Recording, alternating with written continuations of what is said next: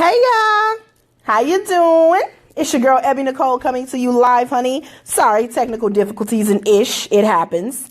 I'll take these glasses off because I'm getting this ridiculous glare. Anywho, how y'all doing? Thank you so much for tuning in a couple minutes after 6:30 Central Standard Time, okay? So, again, Ebbi Nicole here with hashtag Body Talk, okay? For the second month in a row. When your girl makes promises, she does deliver, okay? So, here to talk about sexuality through the lens of perception, okay, with the Miss Asia La'Starr, okay, folks. I wish I had some sound effects in the background, like with some rings and some bells and some jingling and something of sorts. But since we do not, and we are in the library in the first place, I will keep my life together, okay? So anyway, we have Miss Asia La'Starr here as our special guest today, as promised.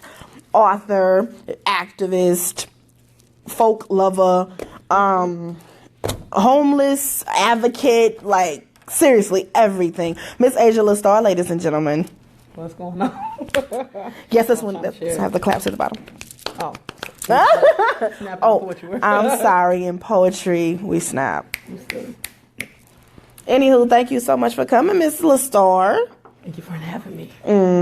Do what I can, okay? So, I wanted to invite you here today because Fluffy Girl is putting women of all calibers and types, and long as you fluffy and curvy, you can be on Fluffy Girl. Because we really want to tell the story. We want to orate our own narratives. Like, it's our stories. Why does the media get to tell it the way they want to tell it? It's not their story. And so that's what we're here today. So last month we talked about modeling. This month we are talking about sexuality through the lens of perception. And folks normally get a little nervous when we start talking about sexuality and things of that nature, and femininity, and because they're such loaded words and can mean so much. But part of you being on this episode is to kind of talk to the good folks and orate your story, and let's just have a really open dialogue about what it means to be a woman, because we're kind of tired of society policing our bodies and policing what we wear and telling us that we're not woman enough, or telling us that we're too much woman. And so I just kind of want to get your take on that. First, tell us what you do. Tell us what you do. My bad. I just do a few things around the city. I am a poet. I am an MC. I'm an educator. I do a lot in the community, and I'm an author. So I think all of those worlds for me just kind of coincide. I'm able to use my creative ways of expressing myself to help in the community and help with a lot of like the youth issues and things like this. So worlds collide. So that's what you do. In regards to you being a woman in that field, you know, what does that look like? More specifically, a woman who doesn't necessarily present as society's standard of feminine or whatnot. What does that mean in your industry, seeing as how you're in the arts? Well, I think I have an advantage being in the arts, because a part of being in the arts is being able to express yourself. So I think that there's a lot of openness, a lot of support, a lot of affirming from other fellow artists in the art community, because we are a variety, and a part of why we do what we do is because we have the freedom to express ourselves in any realm, especially when you talk about as far as your body and the way that you carry yourself. A lot of people are very accepting. Well, see, that's cool, because when it comes to society, I guess outside of the arts, then it's not necessarily a bigger issue, but it's something that's not as appreciated, individuality. Yeah. And so I know that in addition to your 15,000 hats, right, that you wear, you've also had a background in like education and being in the education realm, teaching kids and whatnot. Right. What grade? What age? I mean, basically K through 12. Okay, K through 12. Yeah. So what does that look like in the school? Because that's very different than the arts. True. Yeah. I have to be honest. I think that it's been a lot of progression over the years. But I would say I started working in education about like 2005.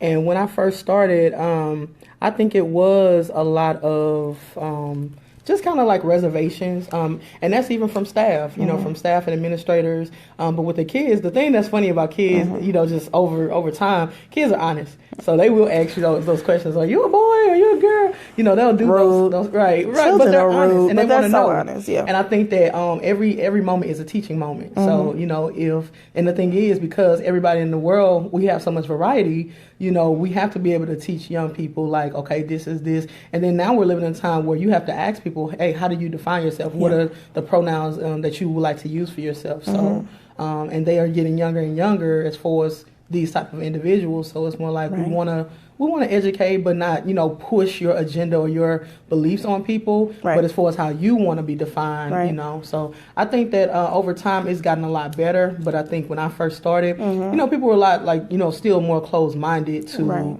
being more accepting. And what it looks like to still be the cool teacher, but rock locks and looser fitting shirts. I was telling you about a situation. It was a little first grader. Right. It was asking me, Miss Owens, why don't you wear dresses? And it got the name of all the female teachers that wear dresses, and I was like, well, I feel more comfortable wearing slacks and a blouse or something like that. So just kind of letting them know that it doesn't really matter how a woman chooses to dress. She's still a woman. Still a woman. So here's the thing, y'all. I saw some of Asia's college pictures, right, where she was wearing like kimono dresses and whatever have you, right? And over time, apparently, her look has evolved where to now she has her signature locks and button-up shirt. So what does that progression, looked like for you? And why is this your new comfort? Well, I wouldn't say that it's my new comfort. I think I've always been tomboyish.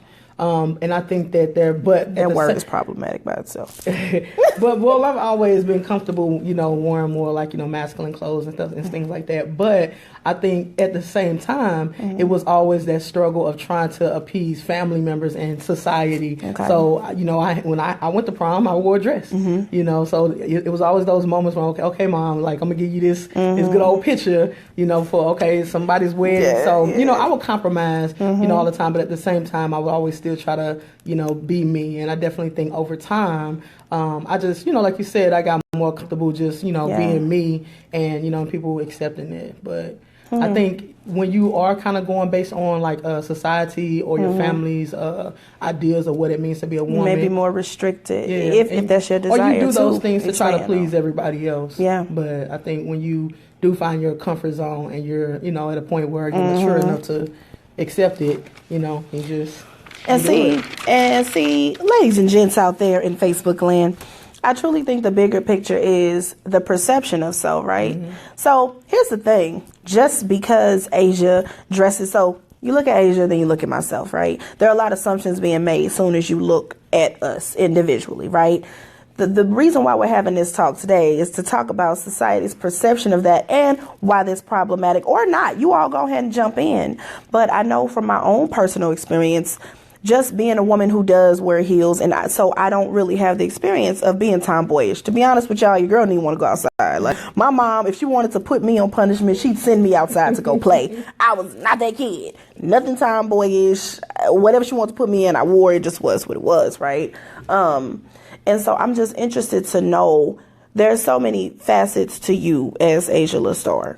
And so kids, you saying, are open. Have you ever had anyone that you felt like was mean-spirited in a way to you, or was more so just judging you based off of what they saw? They didn't know you and it was a snap judgment. Have you ever had experience like that?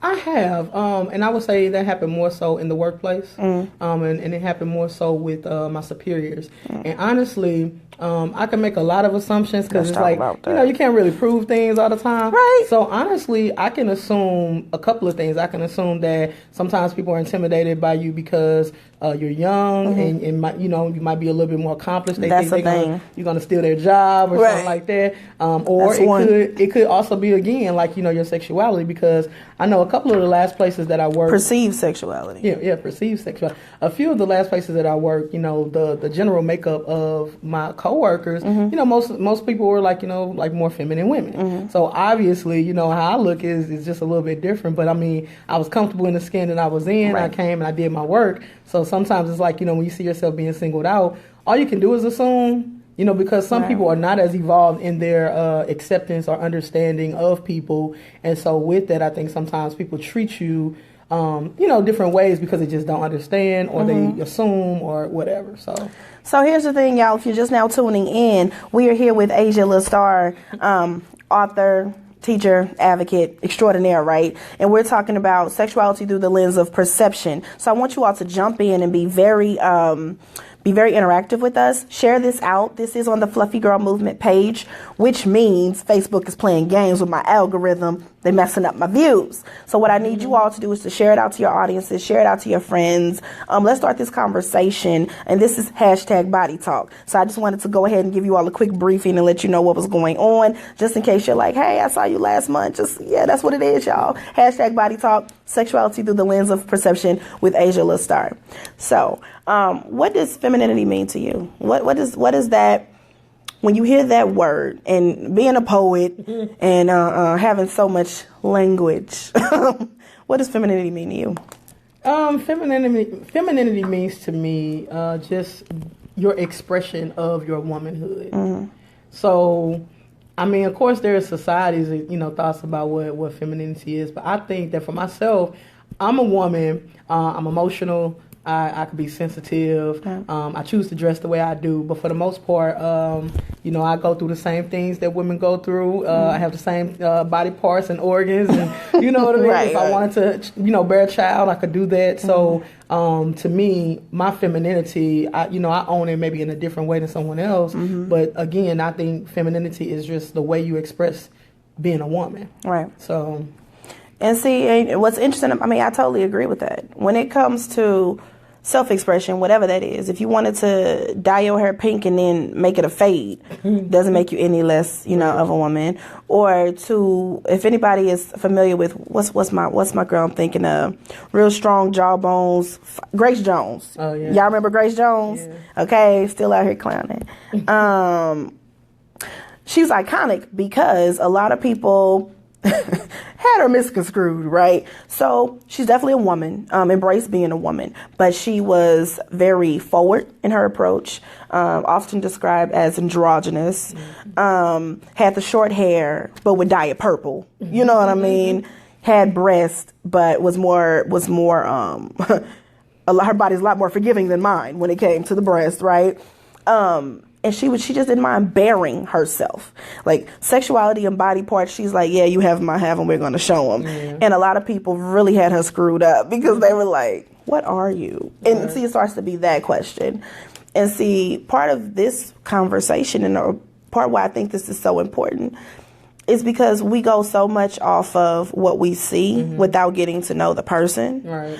And I think it's important to talk about sexuality and femininity because it comes in a huge spectrum. So for those of you all that know me, I have a degree in women and gender studies. And my family teased me for like the whole 4 years. They was like, what job is that? Where you going to work next? Study a woman. I'm going to study women and gender. And they're like, so you're Angela Davis next generation or what? So when it comes to, your main career path right now, author? Author or, traveling poet. Traveling poet, that's dope. That's dope. Yeah. So, what are some of the cities that you've touched, and have you seen different? Have you had different reception from people depending on where you've been? Like you see different things on different coasts. Let's see. Maybe I'm gonna say the cities I haven't visited. I haven't visited Utah. I'm being silly. Right. Which is where they're probably a lot more conservative. Good point. So I mean, hey, I've been to Cali. I've been to New York. I've been to New Orleans. I've been to. So those are different. Those are different type of folk each way. Have you seen something different from? Honestly, as far as Perception. Like, have you been more welcomed in Cali? Because a lot of them are real chill on the boardwalk type folks. Have you gotten a lot mean looks from New York? These are all perceptions, by the way, y'all. Perceptions. That New Yorkers are mean and that Cali folks just want to hug people. You know, have you had different perceptions with them? I have, but I would definitely say that the perceptions have been more embracing outside of St. Louis. Let's talk about it.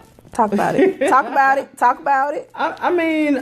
I love St. Louis. No, I don't. I'm just playing. I'm just kidding. But St. Louis is a very interesting. Petty Betty, right? Hey, I mean, it's home, but at the same time, I realized that St. Louis is a place that, to me, is not as evolved or progressive in accepting things, you know. And I'm talking about even like, you know, as far as in families and, you know, your spiritual walk and things like that. So if you've not been outside of St. Louis, I feel like our community have a certain mindset and a certain like, you know, way of thinking. So again, like going to places like a New York or a Philly or Chicago, I think that the communities are a lot more accepting of, you know, just how you express yourself and your womanhood and your art and things like that. That has been my experience. So every other region is dope except the Midwest. Is that what we're saying? No. I'm not saying, but you know what I will say is this, because I have lived in all of these other cities too, and it got to a point where I realized that, you know what, if I'm going to stay in St. Louis,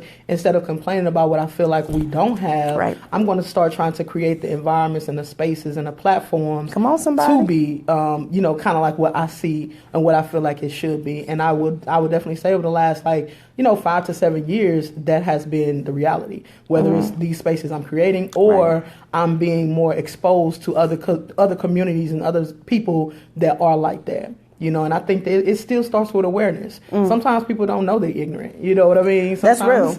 And that's to say ignorant in the purest form of the word. Yeah. Some people just don't know, and they fear what they don't know sometimes, right? So you're a part of a Greek letter organization, correct? Yes. What's the name? Alpha Psi Kappa Fraternity Incorporated. All right. So I'm a sorority girl. Asia's a part of a fraternity. So is this a certain type of fraternity? Yeah, so we're actually connected to five organizations under one. So what makes us really unique is, and because all of it is like an LGBT community, so we have a fraternity for men, we have a sorority for women, then you have the fraternity for dominant lesbian women, which is what I'm in, and then we have 2 other organizations, one for male to female and one for female to male. Okay. So we have 5 different organizations. So let's talk about that. So being in St. Louis, and y'all, we were the last slave state. What? We have issues with race. We got issues with sexuality. We got issues with sexism. We got issues with everything here in St. Louis. We are progressing. I'm not going to take that away from us, but the truth is the light. So when it comes to being a part of a fraternity, which you normally do not hear, unless it's like a business fraternity or something like that, right, in school, with more masculine presenting women, right? What is the response that you all get when you're out in the group and not in the Grove? Well, and not in the Grove, right? Well, I'm gonna be honest with you. To me, my experiences have been, because I want to say this: we are a community service based organization. So most of what we do is community service. So when we're out serving the community, we don't necessarily get those crazy looks because we are serving the community. Like, how you go? Right. You know, so how you gonna go in on the people that's trying to help you, right? But at the same time, you do have those people that do kind of wonder, you know, who we are, or they say in fraternity, so they ask those questions, but they'll ask those questions, you know, and so... It's respectful? It's respectful. Good. And then also, just as far as how they're treating us, is respectful too, because they'll see at the end of the day, we call each other bros. My bros are parents, they're mothers, you know, they're wives, they're, you know, business women, you know, they represent all spectrums. I mean, we're everyone from doctors to lawyers and all of that. So we are the same people who are serving outside of the community in these different industries. So to me, you know, it's just one of those things where how we also carry ourselves, I think it helps people to see things a little differently, because if they haven't been in contact with those type of you know, people, it just your folks repping for you. Hey, no, it just make those, you know, those assumptions. But then it's like, you know, you see us in a different realm, right? Because I didn't know about you know, fraternities for women 5 years ago necessarily, you Right. know. So when you do find that space and that environment where you can be you, Yeah. because essentially that's what it comes down. That's to. what it comes down to. If we had something like this when I was in college, I definitely always wanted to be a part of a divine nine. Mm-hmm. But maybe if I had this, it probably would have helped me be more comfortable in my walk much sooner. So. And so, hey, ZZ, thank you for tuning in, honey. Yeah, And that's one of my sororities. There we go. Yvonne, thank you for tuning in, honey. Share it out, share it out, share it out so people can tune in and jump in on the conversation. What's up, sis? So speaking of like safe spaces, right? Mm-hmm. So your fraternity, sorority, your family or whatnot, that's a safe space. Mm-hmm. So when it comes to creating those, since we do live in such a world that depending on what generation you're talking to, depending on what side of the world you're on, things may be perceived differently. Do you think it's definitely a need for organizations like that? Because some would see it as separating yourself from the majority of folks. Mm-hmm. But if this is a safe space for you, what are your thoughts on that? I think it's needed because, first of all, by us having an environment where we can be, comfortable and grow more into ourselves, and then we can also branch out and bring more awareness to other people because now you have like that support. It's one thing to try to educate a lot of people when you feel like, it's just you. Mm-hmm. But when you can go out with your organization and have a forum discussion, right. Or when you can have like some type of presentation where you're representing this group. And more than just your voice. Right. If it's more than one of you all, so right? And then to be honest, even within our community, it's a lot of things that we are not so well versed on. Like when you start talking about transgender issues and things like that, there's a lot of things that we don't necessarily know or understand about our own community. Mm-hmm. So I think having these type of organizations gives us the opportunity to, again, create those environments and those platforms to educate each other and then educate the masses. See, I want to touch on something that you said. So, Asia La'Starr, ladies and gentlemen. So we are talking today about sexuality through the lens of perception. And you mentioned, and it's a duh moment, but seriously, I think some people need to be reminded. Okay. Mothers, sisters, friends, spouses, women, period, right? And I think people sometimes need to be reminded because they look at the outer and they think that defines something differently.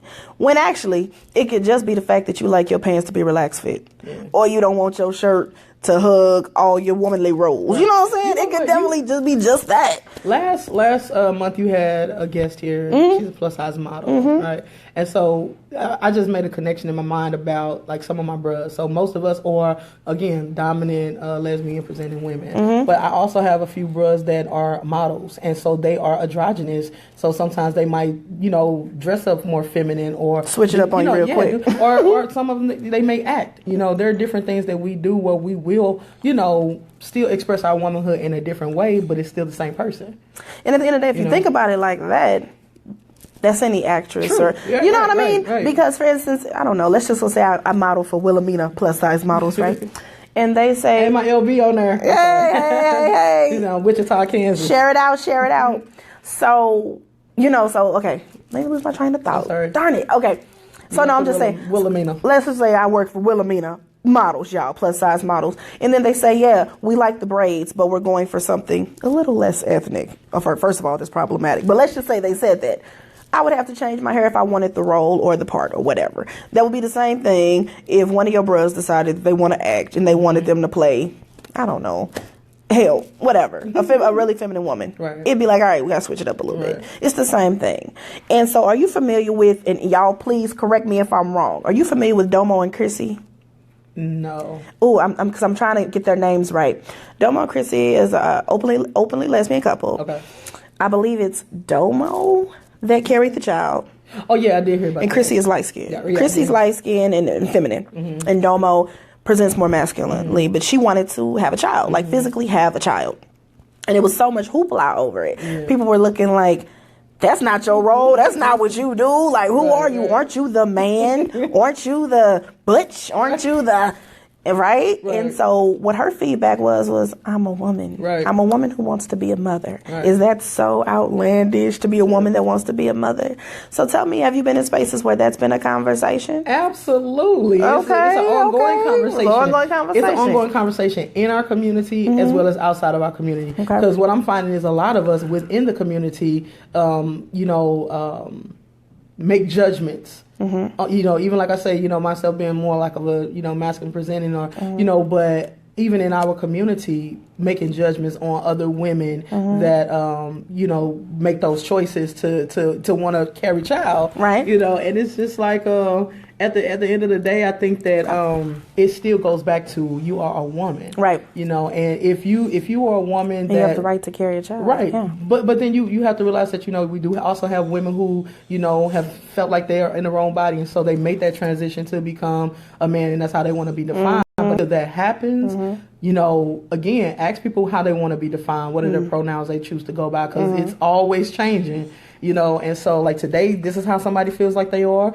And tomorrow they might feel like they want to be called something different. But as long as they are a woman and as long as they have the organs and the insides to procreate, then it's perfectly natural to have the yearning. And think about it. When a baby comes, everybody happy anyway, Like, everybody's excited to see the baby. And then everybody's like, oh, that happened. It's a baby. And it's so interesting because and y'all please correct me on these ladies' names, because I actually do follow them on Facebook, but I just got hip to them like as of late. So I do believe it is Domo and Chrissy. They're married. They wanted a child. She's pregnant, just had the baby. It is what it is. Right. But people see her and it's almost a sense of confusion. Yeah. So let's just kind of talk about what it means to be in an ignorant space, right? Because sometimes people ask questions and questions are completely fine, right? Questions aren't the issue. Yeah. Actually, I'm not going to even say the types of questions, because if you're ignorant, then you might ask the wrong types of questions. Asking a question isn't bad. But yeah, how do you feel about language? Like how people make assumptions about you, or how they ask questions, or how they inquire about certain things. I'm a lot more open-minded than some of my other people. Some folks might shut them down real quick. Yeah, I'm a lot more open-minded, because I just think that the fact that somebody wanting to know, whether you want to know because you're being messy, or whether you want to know because you genuinely want to know, I think that is a good thing. So to me, I don't get offended. Okay. I don't get offended, because I think there's an opportunity again to educate somebody. And if I don't know something, I will look it up. I will talk to somebody else who may know, and I'll get that answer for you. But I can only really speak to my own experience, though. Yeah. So I can't. How I feel, and even all these things that you're asking me, I can't say that my LB on there. That's the same way she feels. Right. So it's the same thing as speaking for all women, or speaking for all black women, or speaking for all black people, whatever other intersectional identity that you have, you can't speak for the whole population, regardless.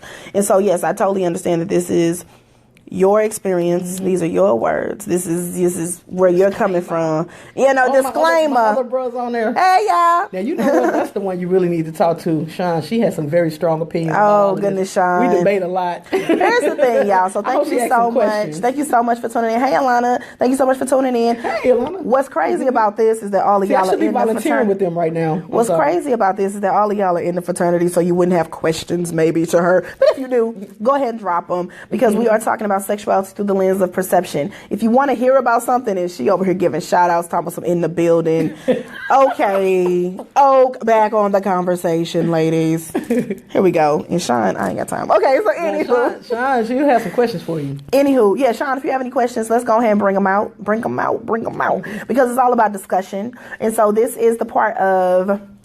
We're halfway through our segment, and I have a few questions from some of our viewers, Fluffy Girl viewers, that have some questions for Ms. La'Starr. Okay. And actually, we did such a great job of answering that you actually already answered one of them, which was, do you think it's a need for the separation of spaces, knowing how we're always talking about inclusivity and diversity, but then we go and make our own Black Culture Center, and we go and make our own, lesbian sorority and fraternity, and we find other ways to section ourselves. Yeah. Do you think that that's proactive or reactive, though? I think it's proactive, because I think it's proactive, but it's still. And I'm sorry, that's from Claire in Las Vegas. Hey, Claire. I think it's proactive, but I also think that especially our people, and so when I say our people, I'm more or less speaking about Black culture, but even as far as just like the LGBT community.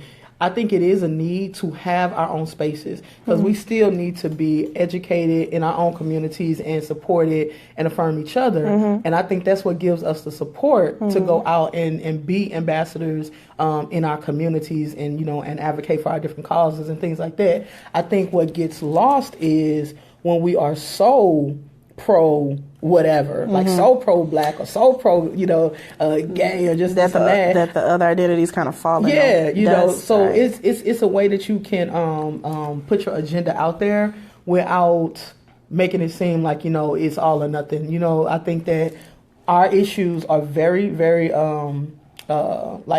serious and we need to respond to them, but at the same time, to me, it's more about human rights. So if you really think about even me being a woman, even me being black, even me being a lesbian, all of those different titles, are oppressed communities.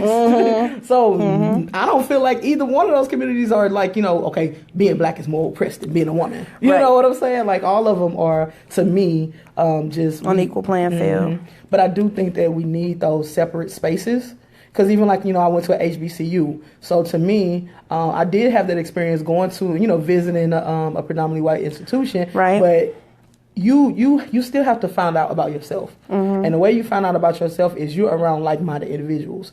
Me being a part of that fraternity puts me in a space where I'm around people where I can say things and they're not going to look at me crazy because they've experienced the same thing. Okay. How did you handle that when you experienced that? Like I can talk to a brother like, okay, when you were in the workplace, how did you handle being discriminated against? What are some of the measures you took to protect yourself in this manner?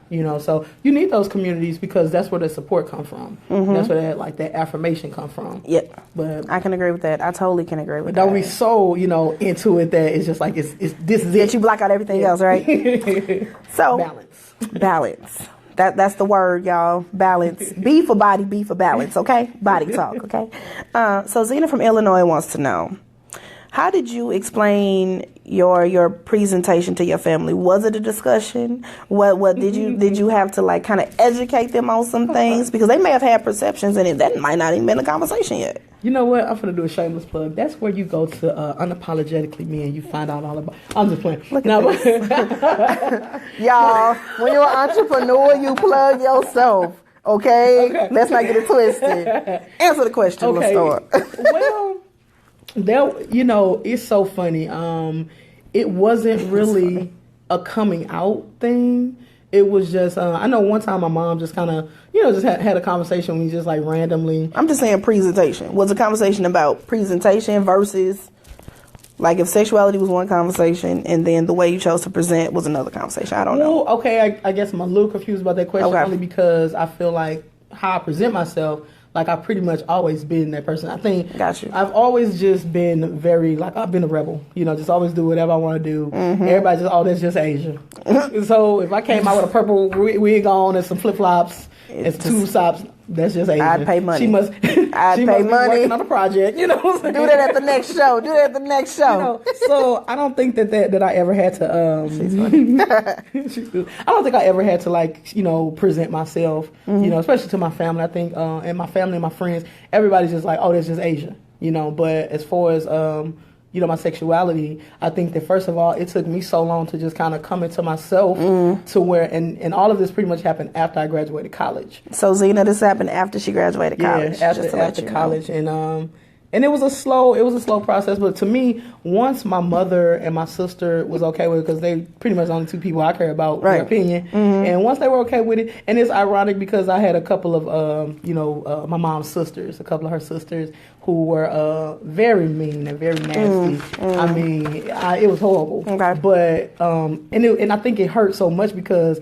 they are people who I looked up to, and they are people who invested in me, and in an early age, and so a lot of who I feel like I am is attributed to them. So when I feel like they didn't approve of my lifestyle and things like that, I think that it hurt, but at the same time, again, because my mother and my sister were supportive, it wasn't like, oh, they they supported or agree with my lifestyle, but they loved me and they supported me, and so that alone, just kind of helped me along the way. Okay. So, I mean, and I think, see, it's so essential to have community in anything that you do. Because I know I went to Mizzou, right? And that's a predominantly white institution. And you had about 3,000 black folks. But we made it our business to kind of know each other, kind of see each other in passing, and kind of just be like a safety net, sort of. And so when you talk about your family, it's really good that your core family, your immediate folks, was like, you know, you got them aunties, but you know we got you. Just keep doing you, and you know I got you. You know what I mean? In life, like you say, doing you, you do you, and you make sure that at the end of the day, you still respecting people and you still treating people kind. So no matter how people treat you, you still be who you are. And I think eventually, either people will catch on or it just don't even matter. Right. You know, because you will more or less be connected to those individuals who do matter, you know, and who do affirm and they do support. And it might be a long time before you get there, but as long as you keep being you and being true to yourself at every stage of who you are becoming, because we always evolving. You know, so at every stage of who you are, continue to, you know, embrace yourself, but also treat people with respect, you know. Okay. So I think we have one more question and I want you all, what you say, Alana? Girl, I can't see. I got this light on here, okay? I have to look at the aftermath, right? We have one more discussion question, and I want you all to just jump in, and we're going to do a little throw at Miss La'Starr. So Dennis from St. Louis just wanted to know, do you ever feel compelled in your art, you know, just to showcase, to make your sexuality your main, like your headliner for your audience? Do I ever feel compelled? Do you feel compelled, like, you know, just to, because is that the majority of the people that support you, or is it like not. absolutely not? Okay. Not. Actually, years ago, we used to have this open mic called Sister Speak, which was a lesbian open mic. It was like awesome, but that hasn't been going on for many years. But other than that, all of the open mics and the poetry community that we go out and support is not LGBT centered. It's just poets.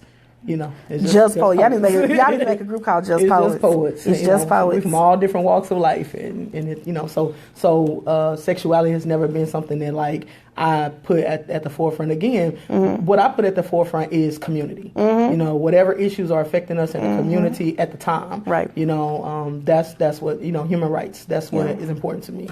So if it so happens to be something, like for instance, they're, you know, killing a lot of transgender individuals right now. So if it happens to be a moment in time where that is a, you know, a prominent thing going on, I'll speak to those issues. I'll write about those things, you know. But at the same time, if the Mike Brown situation is relevant right now, like actually all my books, I feel like chronicles the different things that's happening at the time. So you know books, how many books now?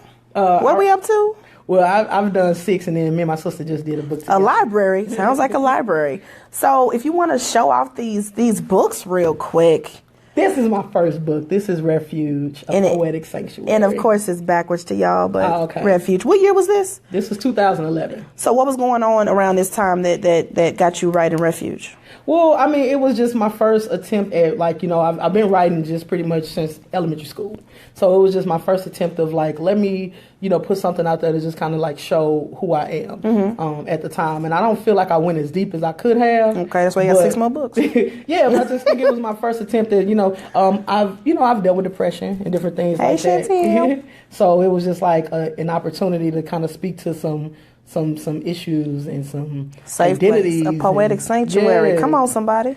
And then Venus Loves Music is just kind of like a little cool book about love. So is it a poetry book or is it? Yeah, it's a poetry book, but it's kind of like I did it like in this kind of like writing a script. So it's like a poetry storyline. Okay. Yeah. Okay. And then you have Love Moments, which is also like a book about love. Okay. And seems to be an ongoing theme. I'm trying to go in order here. So 5 Miles to Empty. Oh my God, I love this book.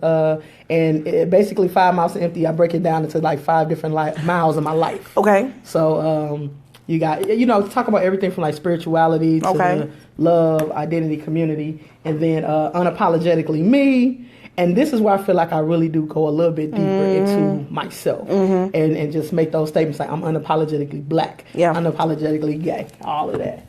And then this is the book that me and my sister did together, which this book is important to us because it just kind of speaks. Get that a little showtime now. You know, me and my sister, we one in the same. This is the latest. You know. And Very this is cool. called Living Legends, Sheroes of the Millennium. I believe that you do not wait for people to give you your flowers, your accolades. You take those moments to celebrate yourself and your accomplishments. And I feel like that's what my sister and I was doing in this piece, just Really cool. talking about our different journeys and our perceptions about the community, taking it back to the village, how we grew up, Right. And talking about our elders and just things like that. So.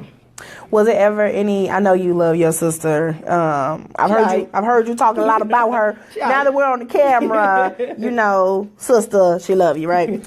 Has there ever been any comparison? Because looking at the book, ladies and gentlemen, you see Asia, you see her sister, obviously two very different people. Has there ever been any comparison? Any like underlying questions? Family members looking like, you got twin A, twin B type of situation. Has it ever been anything like that, or has it always been like, y'all folks know that y'all two different people and that's just what it is? I mean, me and my sister, we one and the same. But the problem is, people don't know her like they should. Okay. I think a lot of people see me because I'm more like just kind of out there. But a lot of what I've done, she's done too.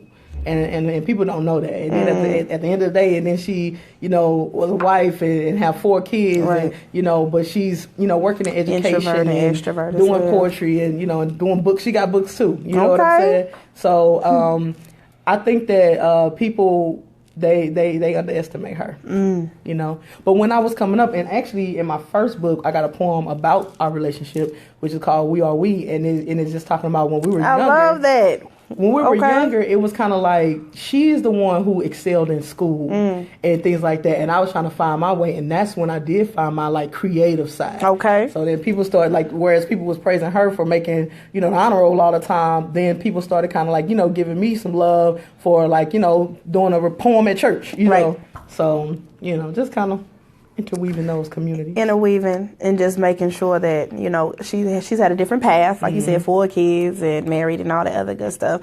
And you are on the pillar, right? On the table, shouting from the mountaintops, telling folks like, hey, I'm here, right? One thing we didn't get a chance to touch on, and I wanted to before we let you go, I know you have a busy schedule, spirituality, right? So there's so much perception around a person that may or may not look gay or lesbian.